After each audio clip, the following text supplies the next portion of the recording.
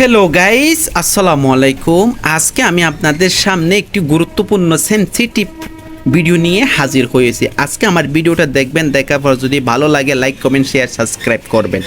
আজকের ভিডিওটা খুবই ইম্পর্ট্যান্ট, বিবাহিত অবিবাহিত নারী পুরুষ সকলের জন্য। আজকের মূল বিষয় হলো জন্ম নিয়ন্ত্রণ। জন্ম নিয়ন্ত্রণ জামাই করবে নাকি বেড়ি করবে, তাহলে আজকে আমি আপনাদের সাথে আমি দেবো। বেড়া করারও সিস্টেম আছে, বেরিয়ে করার সিস্টেমও আছে। তাহলে আমি আজকে যে সকল প্রোডাক্ট নিয়ে আপনাদের সামনে হাজির হয়েছি, এগুলো হলো সব জন্ম নিয়ন্ত্রক প্রোডাক্ট।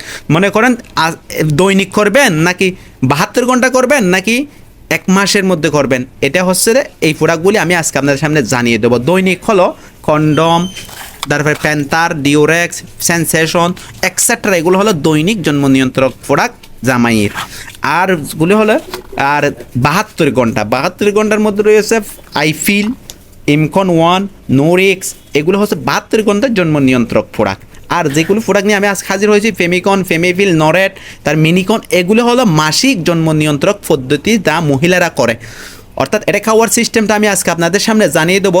যে সকল নারীর পেরিয়ড হয়েছে, মাসিক শুরু হয়েছে, তাহলে শুরু হওয়ার 1 থেকে 3 দিনের মধ্যে আপনারা এই ওষুধগুলো খাওয়া শুরু করে দিবেন।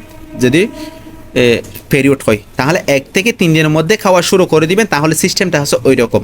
যদি মাঝখানে একদিন মনে না থাকে তাহলে পরদিন 2টা একসাথে খেয়ে ফেলবেন। আর যদি 1 থেকে 3-4 দিন গ্যাপ হয়ে গেছে, তখন আপনারা এই ওষুধগুলি আর খাওয়া বন্ধ করে দেবেন।